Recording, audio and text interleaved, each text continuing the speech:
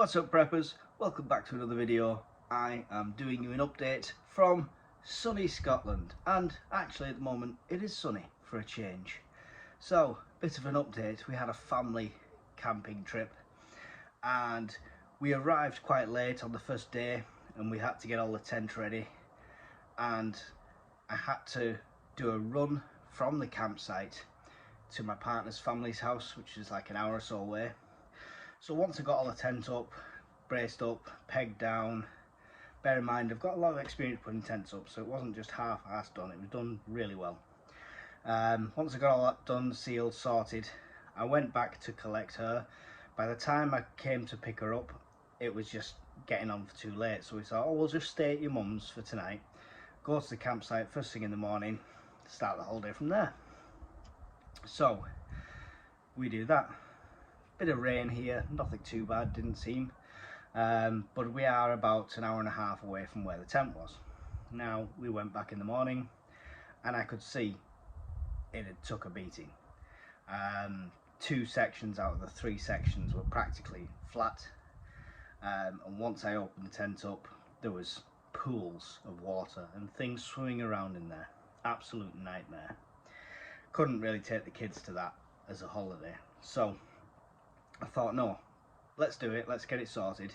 So I got it tipped out, I got it all sorted, I re-pegged it out, got it all ready, and a fine rain started coming in again. And as that fine rain came in, so I could see splits in the seams and the rain was instantly starting to come through, so it was a case of this is a write-off.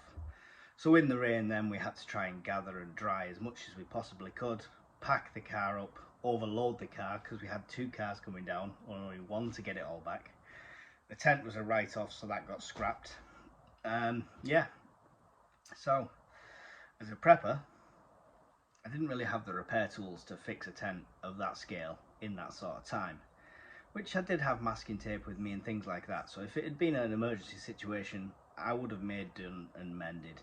But as far as a kid's holiday goes, they deserve better. So we just came back to my future in-laws' house, and we are doing a holiday from this location, just taking them out on day trips. Anyway, that's my chaos. How's your week going? I have 2 weeks to go though for my hiking challenge.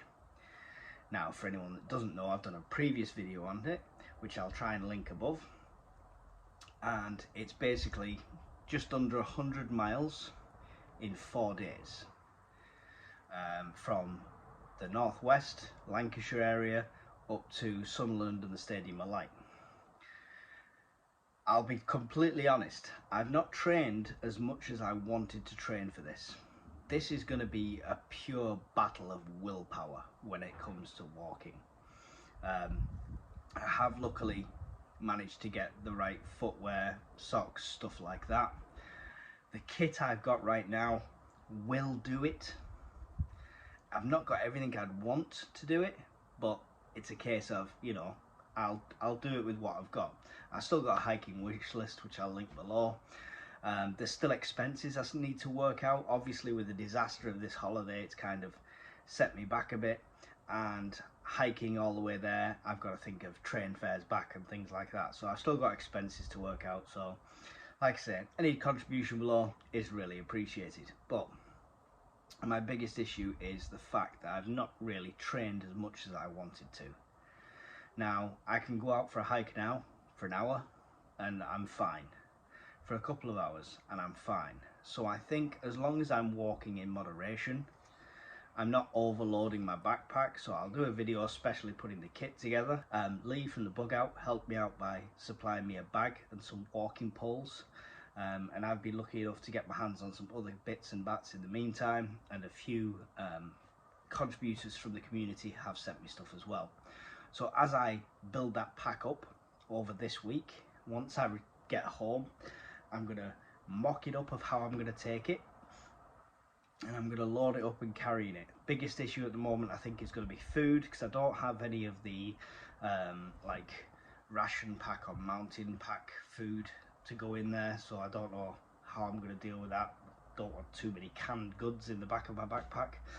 So we'll see what it comes to, we'll load it up, we'll see what it weighs, and I'm going to try and do some training with it over the next week or two, just so it's a bit less of a shock to the system. Now my goal is the 100 miles in the 4 days, and I have a target because I'm finishing at the Stadium of Light on the side of the pitch. And this is all for charity, for a great cause, for British Heart Foundation, for our friend from the SAFC Fan TV channel, Jack Shields, who passed away very untimely, sadly, at the age of 29 due to heart problems. Now, British Heart Foundation is his family's chosen charity, and that's why I'm raising money for that. I won't fail in getting there. The timing may be difficult. It's a case of, if I have to, on the last day, the last evening, I will walk through the night to get there. Even if it's stopping every hour, every 2 hours. I'm going to be trying my best to train and look at advice and tips over the next couple of weeks. Obviously, I'm always looking at you guys for your comments below. You've always steering me in the right direction. But this is a challenge I will be completing. Come hell nor high water, I will do whatever I can. And it also lends itself as a massive test for me, because the same sort of distance that I'm walking is the maximum distance I could be away from my home given an SHTF or a Teotowaki situation. So that 100 miles, I'm going to learn what was missing out of my bag, what I used and what I didn't use out of my bag, the obstacles along the way. And yes, I know I'm training in peacetime, but in an SHTF situation, with those accounts, it's nice to have that kind of experience that I've done this walk has been done. Now, if I can achieve this with little to no training, then I'm going to be buzzing, absolutely buzzing, that in that situation I can get home and I can tell my partner within 4 to 5 days, 6 days if it's really bad, I can't get home, so stay put, I will get to you. So it's very important that you train and you test all your preps.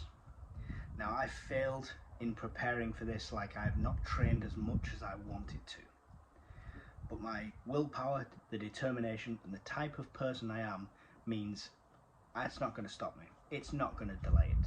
A leg will have to fall off for me to not do this challenge now. And hopefully after that it will spur me to do more of this and to train more and to get my body in a better condition, and maybe in a year's time do the same walk again and see if I can beat my time, see if I can reduce my kit and see how I can improve on that each time. That's it, guys. Just didn't want to leave you in the dark for a full week. Wanted to do a quick update, let you know what's going on. I did want to film loads of little bits of content around the campsite. I was going to be teaching the kids how to do stuff, things like that. Obviously that's kind of gone out the window with the plans, but we shall see if we still get to do anything. But other than that, stay tuned. Thanks for watching. Don't forget, like, subscribe, leave a comment, and I will see you all in the next video. Goodbye.